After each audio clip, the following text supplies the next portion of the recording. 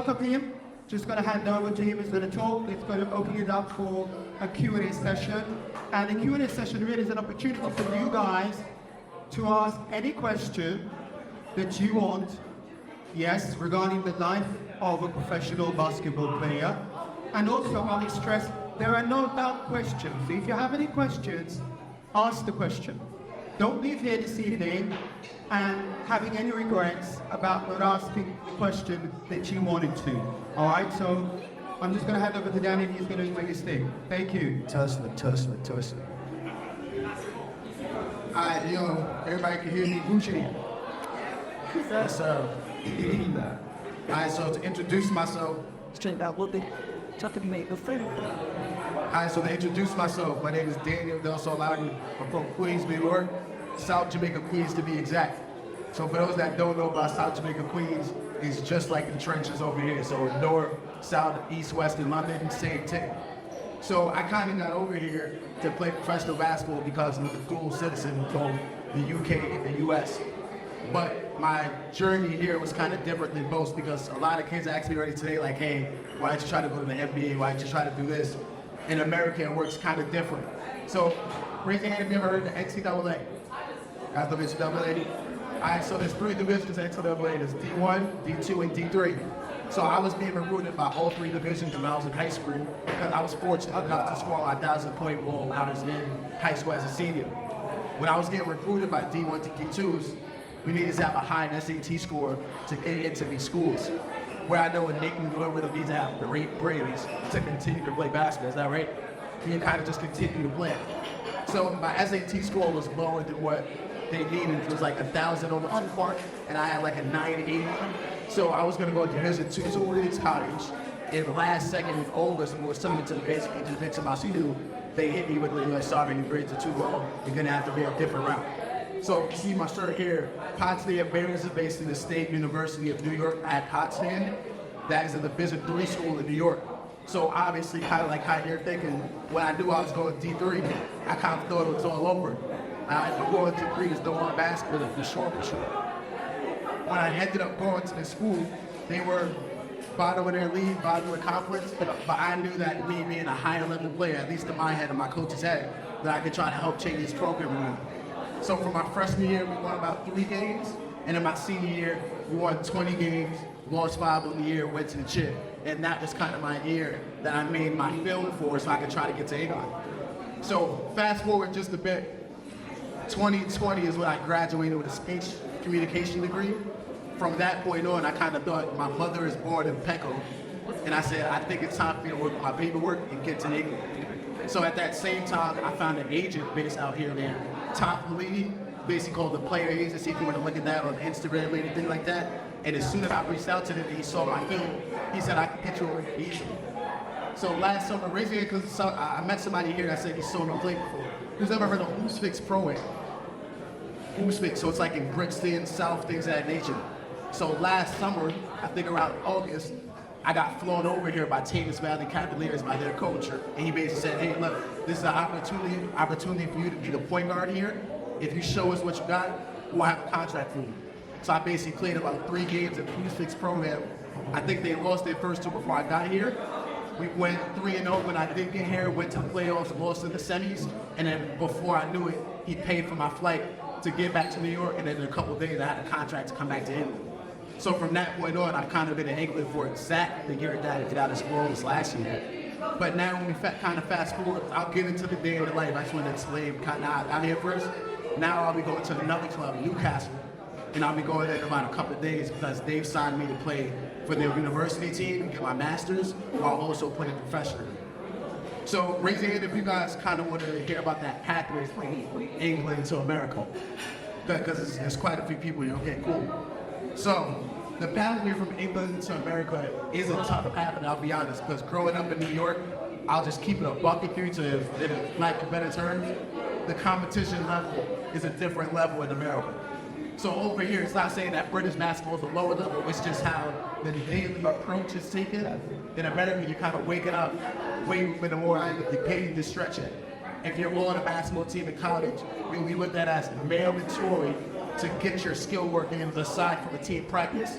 Whereas here, I know that the education system is pretty much better. So that's that, what, like GCSE, stuff like that, you really get to pass.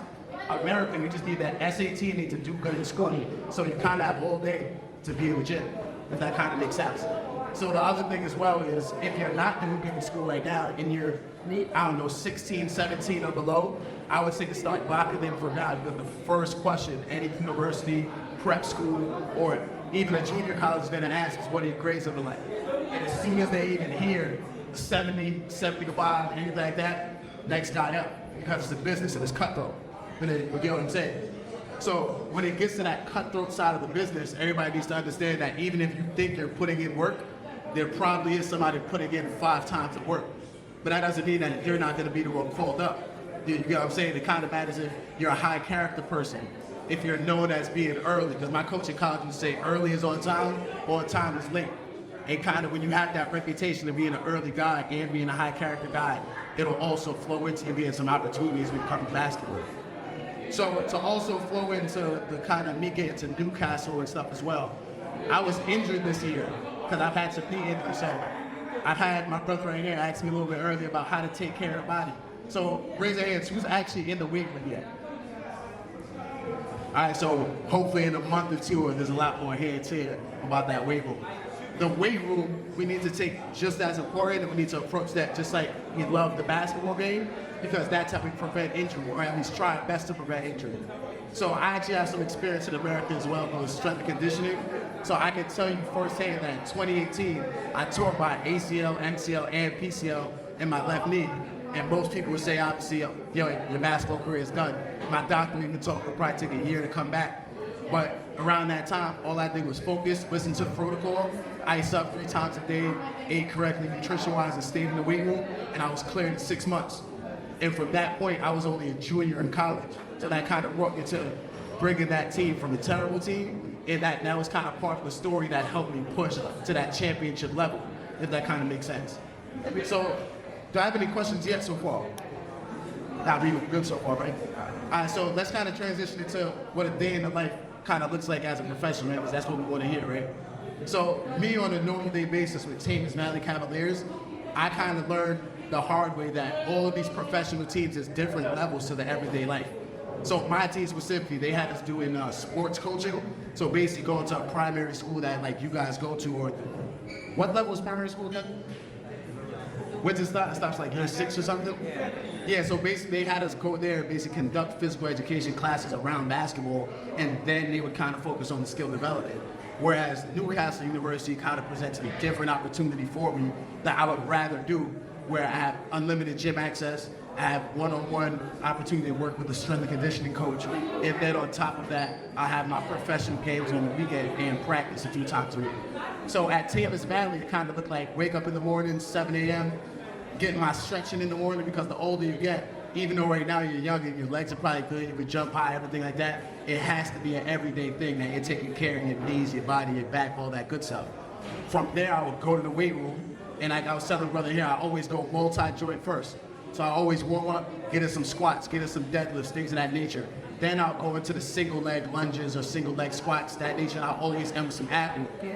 From there, always get my nutrition in terms of, I don't know, bananas or something like that. Get a little bacon, egg, and cheese or something like that, New York style. And then from there, go back to the crib. By 12:30 p.m. or 1 p.m., I'm back in the gym putting up shots. Why? Because when I get to practice, there's a lot of people that are either working 9-to-5 jobs all day, and they're probably not putting in as much work as me, or there's somebody that has their own business on the side, so they have unlimited time to do whatever they want. So it's kind of always in the back of my head, I'm thinking about it like, yo, this guy could be working harder than me. I need to be at a different level. And that's kind of the American side in the back of my head that always like instills in me to be better than the next one. So in terms of British basketball as well, I know my goals personally is to play in the British Basketball League, which is the highest level over here, and then hopefully try to get to Europe. It's like, raise your hands, who here wants to actually go to America and play the NBA if they could?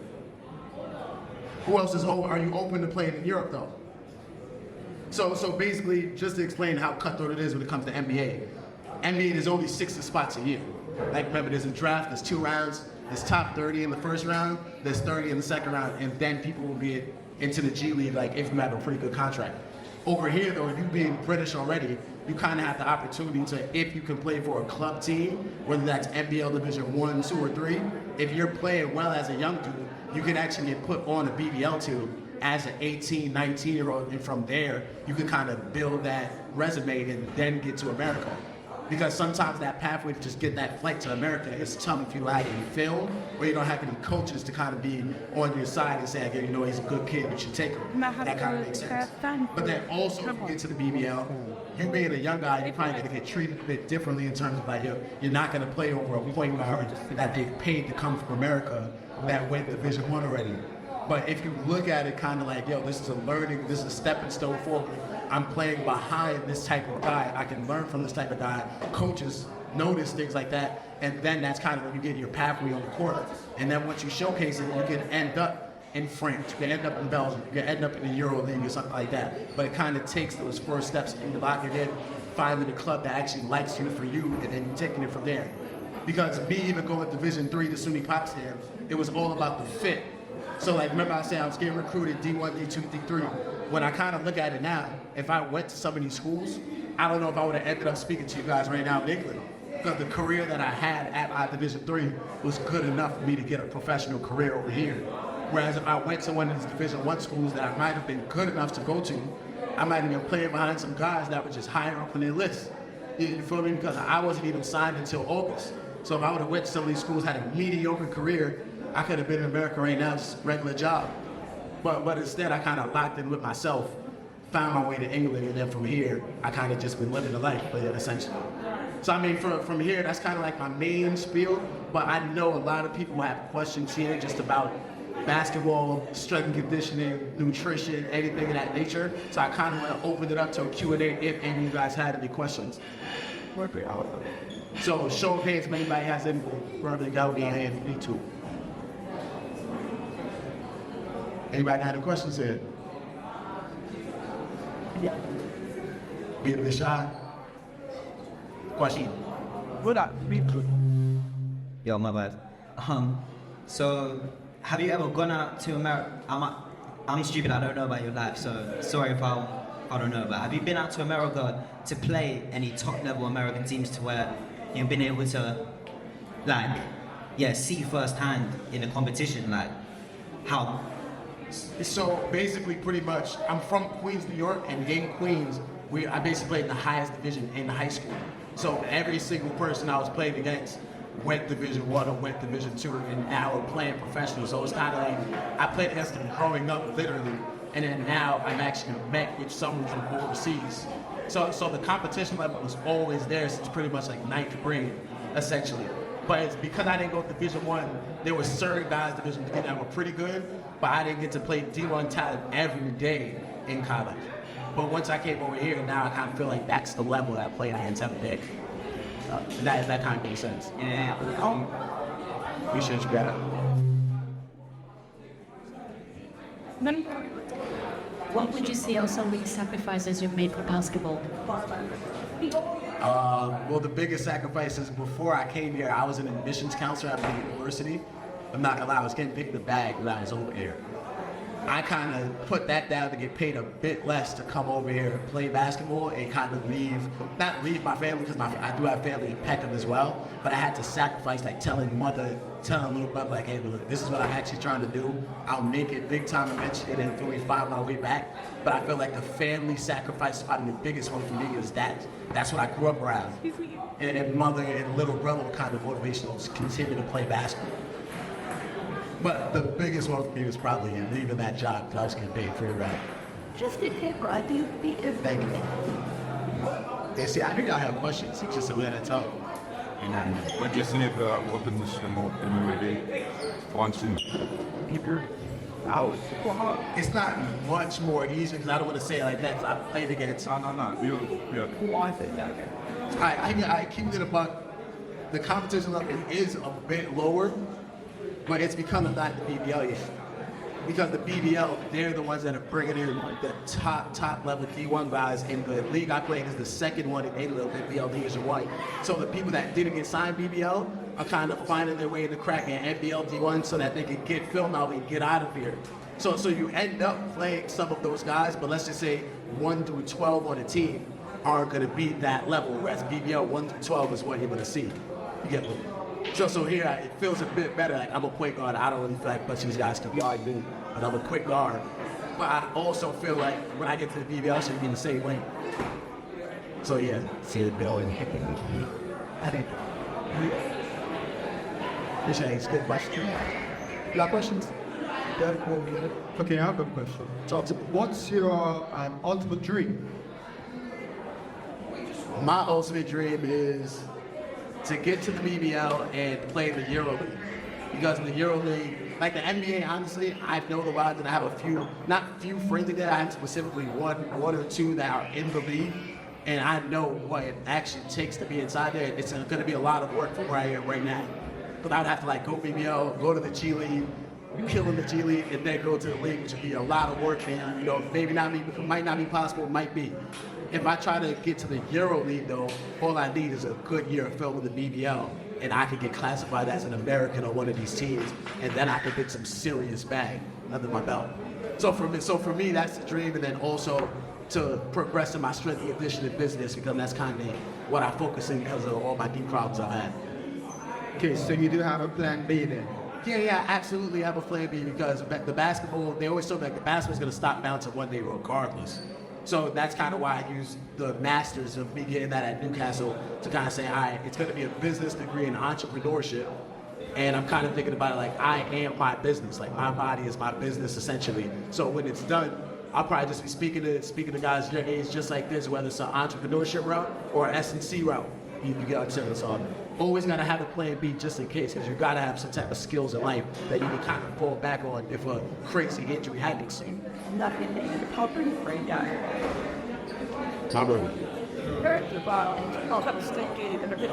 What would you say that the gap is between UK was America?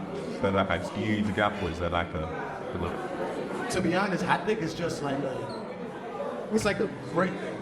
You get me? Like it's kind of like a heart thing. So I noticed like over here, to me, this looks like the trenches, kind of just like south. So I feel like you guys probably wouldn't really have the issue with grip, as in like, hey, if I'm too short going against this guy, I don't care, I'm gonna play hard. Whereas in America, you can find the most random person or whatever block the scenes they get on the court, they're like this, ready for war basically. And I feel like that's kind of the difference when you see over here. Some of the dudes don't have that in them. And honestly, like if you say that to somebody like, you know, they make feel like it's a confrontation thing or whatever, but it's honestly just the truth. The quicker somebody's honest, sometimes say, nah, he don't got it. And I'm gonna go at it every single possession on this court. But when you kind of see that equal level of about this guy's a door, that it's kind of like, if I had to deal with that every single day, then it would be a crazy challenge. But I feel like the UK is slowly but surely getting to that level, depending on the air league you kind of in. Or what you see like the areas of like where first stuff, further would say like what East London, South London, stuff like that. I mean, I haven't been everywhere. I only been here like a year, but it seems to me like North, because this is North, right? I didn't know North was trench. I didn't know it was like things. Like, cause I never really came over here because my family is mostly from South. So South is the only where I really got to see so far, and East a bit.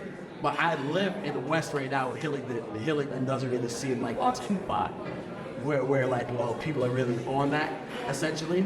But I feel like here, South and maybe a little bit of East is where I kind of see some dogs. And at least the dudes I'm also playing against from England. South, East. When you say up this is a what, how below that from what you see from run one, how far we were living in that side. Like I said, instead of like the house, like dunking, something like that. Speed and general and Twitter and stuff. It's like you see when you watch Boston players or things play like on the camera, it's just like you are fast as you go. It's just like you've probably seen this. Alright, so that one I wouldn't say is like a crazy gap. I feel like athleticism wise, very similar.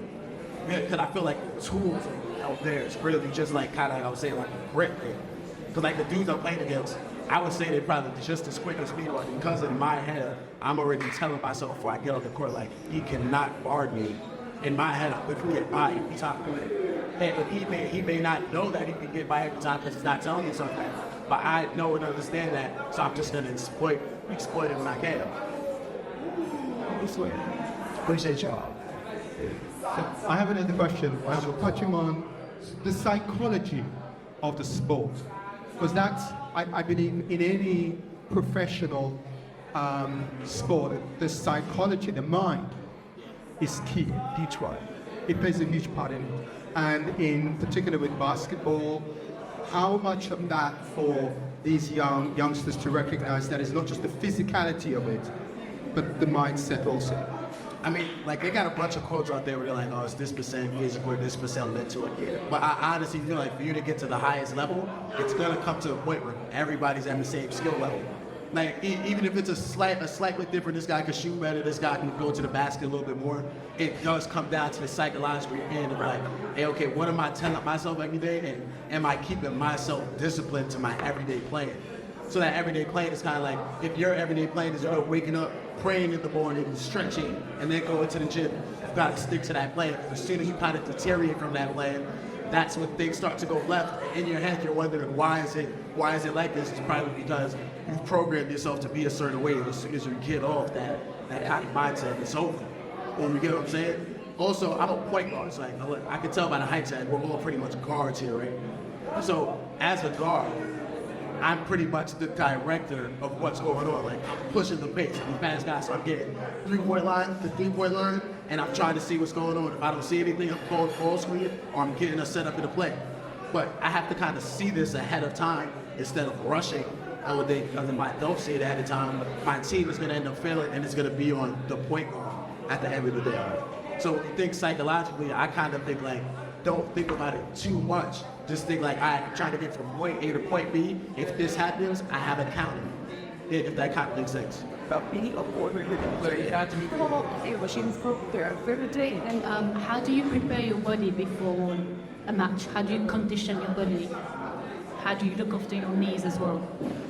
So me personally, I had so much with these knees. So I hop on the bike. I get on the motion bike probably like a good 5-10 minutes, very low intensity. From there, I do have a lot of resistant bands. So I do a lot of resistant band where I may just do like some hip thrust, stuff like that. I do like a lot of like knee tightening stuff for my DMOs and my quadriceps. But then for me, I'm a skill development guy. So as soon as my body and my legs just feel a bit warm, I'm doing basic dynamic warm-up stuff, as in like ball handling, tight between the leg, high back, between the leg crossover, stuff like that. And then I'm getting up a light cheating routine, as in like maybe 5 spots around, make 10, but me, like I've kind of got a bit of sauce in my game. So at some point, once I finish all the stationary stuff, I'll just go top of the key, wave, and just start imagining it as if I just got a little bit of an ISO. And I'm getting up shots like that. Even though I won't shoot a lot of those in game, you still have to be ready for it as a point guard. Because literally anything can happen. I could pound stop somebody who's wide open, heads in the bottom. Yeah, I'm saying.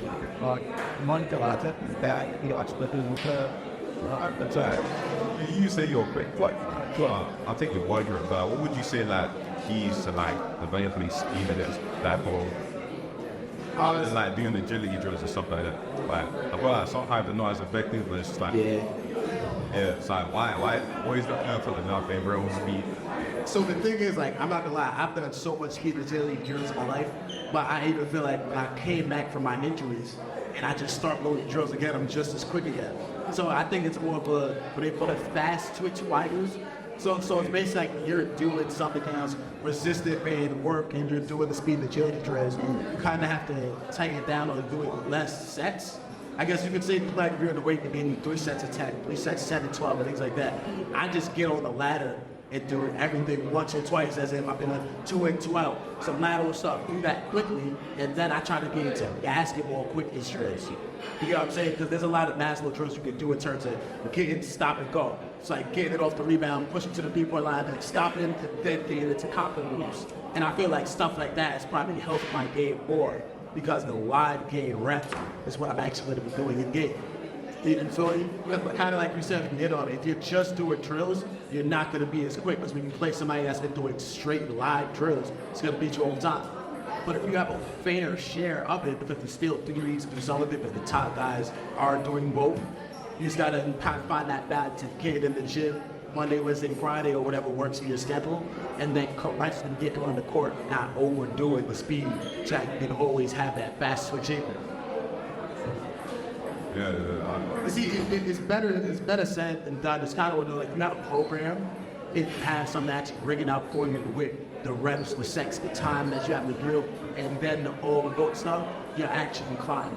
But when you're kind of just trying to freestyle it a bit, without like the way you look at your reaching back, some guys like, yo, how do I equip, how do I do this? You gotta actually sit down and write it down. Do like a 1 to 3 month plan instead of looking at it like, yo, when am I going to train? If that kind of makes sense, it has to be planned out. So that be like, all right, by the time month 1 is done, I gotta pick this up a bit. And maybe I could go a bit harder and add some more reps rather than trying to burn out and just directly quicker by long. Great, all that, but what do you think that, what you think like, all that, say, Unitas, Garrett Walker's name, that you nickname out talking the dick. They can't just pay walk out with him. See, and that's the thing, that certain people that would give the gods been told. Yeah, I just thought some people just got them does. Like somebody like AI, he's set up like, I mean, nothing to do with shred and like teaching us about it. He got us figured apart. They working out guys every day type of thing. So yeah, I conquer it. But the thing is, that's why they Rex at the end of the day. So he probably had somebody of the blood of the guys with him. I think he has brothers and stuff like that. That's probably telling him how it should look. And then that imagination just kind of kicks in and he takes it from there. But somebody like De'Aaron Fox, I know he does focus. He's really quick. This dude's out there. But you think our year roast is quicker than other medicine? I mean, at this point right now, I don't think by AI. Let's wait, keep listening about the Greeks. So I can't just put anything past AI. But I do feel like somebody like De'Aaron Fox, his body frame isn't like a heavy set doing. He's like a skinny quick but can really get buckets and still dunk on you. So I feel like he's one of the guys that's definitely makes it a matching it. Yeah, and the way you're doing some fast switch stuff, and then when he's kicking on the court, it's kind of second nature and it's quite for us. He's been doing it so long. He says that the worst my way. Well, like, how do you get after that? Jump out of there. I mean, it's a lot. What's the best workout? I mean, I say the beginner level of the jumps and rope. Well, he got what I say skip rope leg. Yeah, skip some rope, tiny leg. So me personally, I used to skip rope for like anywhere from 10 to 20 minutes like a while. But the whole key for me was trying not to mess up. So I know it sounds easy said but done, but like I'm just not focused on continuously doing it like 10 minutes straight. You're just straight on your feet until you start trying to make them tricks and stuff like that. That kind of got me down to I had bounce. I'm only 6 foot. Like if I put out a dunk right now for the guys. But it's one of those things like I'm kind of still rehabbing for my knee. I have to be careful with it. But I would say do that and then you slowly can work yourself to do it. There's like box jumps, putting some more weight on the squat rack, things of that nature. Like still, like I said, it has to be strategic with how you do it towards it. That's all. The couple of opinions make it go beyond clearance. Me personally. So the Newcastle coach can give me like a full program now where I feel like this is like the most proper way I should do it. So Monday, Wednesday, Saturday, I'm going to a weight room and I'm doing stuff like hip mobility. I'm doing squat, Romanian deadlifts, single leg squats, side lunges, things of that nature. But I'm also going in like plyometric work, as in like laying, say something like this right here, like laying it on 2 feet, laying it on one, doing lateral this direction stuff. And then when it comes to the skill work, I have specific days, Tuesday, Thursday, like just doing shooting. And then Monday, Wednesday, I'm doing more of like high intense skill workout. So I kind of just go weight room in the morning, skill work in the rest of the day, and then I also take ice baths strictly. It's like, any of y'all take ice baths before? Yeah, ice baths are kind of treacherous. Like, most people just wrap their knees or whatever in ice, but in America, they kind of told us like, if you take that ice bath 10, 12 minutes, as soon as that workout is done, I don't know what it does inflammation-wise, but they honestly makes me feel way better the next day, next 2 days after, and I've done it so consistent now, that's just part of the routine. And I feel like the ice bath is what takes hold, because if I wasn't doing that, my legs would sore every day. Yeah, so out here, ice mat wise, like we used to have something called like a whirlpool, where they would actually have a chair in it, we put it on, just kick it in, it would be like freezing cold. Here, church we used to, I got to do it in the bathtub. I'm just getting 2-3 bags of ice, put it in there, 10 minutes, and then after that, I'll put it. Yeah, so basically what we're talking about, it's about the recovery. Yeah, it's basically helps recovery, yeah, for the body. Yeah. Absolutely, because recovery is probably one of the most important things after working out. If you don't recover and stretch properly, you're gonna feel it in your legs, then eventually that's what leads to injury. And most professionals, doesn't matter what sport, for example, tennis is my sport.